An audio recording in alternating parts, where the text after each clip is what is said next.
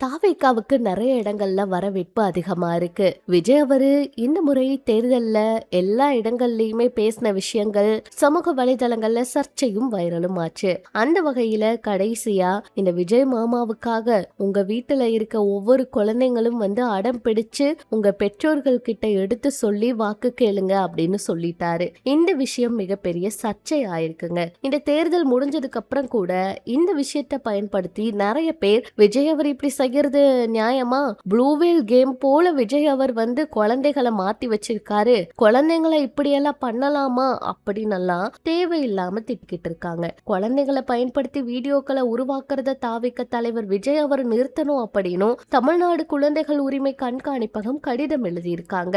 இது தொடர்பா தாவிக்க தலைவர் விஜய் அவருக்கு தமிழ்நாடு குழந்தைகள் உரிமை கண்காணிப்பகம் எழுதியிருக்க கடிதத்துல குழந்தைகளை பயன்படுத்தி வீடியோக்கள் உருவாக்குறத உடனே நிறுத்தணும் அப்படின்னு எச்சரிக்கை கொடுத்திருக்காங்க. பொதுமக்கள் கிட்ட மன்னிப்பு கோர வேண்டும் அப்படின்னு கடிதத்துல வலியுறுத்தி இருக்காங்க.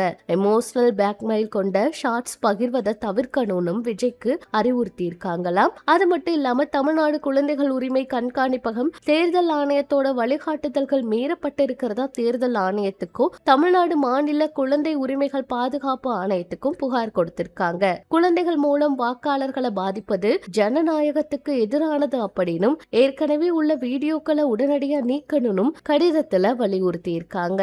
இப்படி நிறைய விஷயங்கள் மாறி மாறி நடந்துகிட்டு இருக்கு. விஜய் அவரு மன்னிப்பு கேட்கணும் அப்படின்னு சொல்லி நிறைய விஷயங்களை சொல்லிக்கிட்டே இருக்காங்க.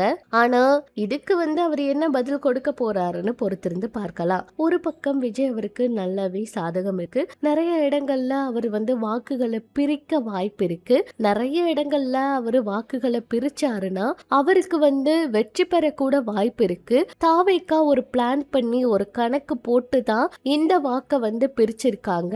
ஒரு தொகுதியில 234 வாக்கு கிடைச்சாலே போதும், அவங்க நினைச்ச விஷயங்களை பண்ண முடியும் அப்படிங்கிற மாதிரி எல்லாம் கூட சொல்லிட்டு இருக்காங்க. இந்த மாதிரி ஒரு சில கணக்குகளை அவங்க போட்டிருக்கிறதுனால அவங்க ஜெயிக்கிறதுக்கு வாய்ப்புகள் இருக்கு அப்படின்னு சொல்லிட்டு இருக்காங்க. நிறைய இடங்கள்ல இப்ப அந்த போஸ்டர் தான் பரவிக்கிட்டு இருக்கு. ஆனா இவங்க என்ன கணக்கு போட்டிருக்காங்க, எப்படி இந்த ஓட்டை அதிகமா வாங்க போறாங்க, என்ன நடக்க போகுது அப்படிங்கறத பொறுத்திருந்து பார்க்கலாம். ஆரம்பத்துல தாவேகா தேர்தல்ல எந்த ஒரு கவனமும் செலுத்தல, யாரையும் கட்சியில இவங்கதான் அவங்கதான் சொல்லி இந்த வேட்பாளர்களை முடிவு பண்ணலன்னு நிறைய மைனஸ் இருந்தாலும் இப்ப தேர்தலுக்கு அப்புறம் அவங்கதான் பிளஸ்ல இருக்காங்கன்னே சொல்லலாம். இதெல்லாம் பற்றி உங்களோட கருத்துக்களை சொல்லுங்க. இன்னும் இது போல சினிமா அரசியல் தகவலை தெரிஞ்சுக்க நம்ம சேனல் கூட இணைச்சிருங்க.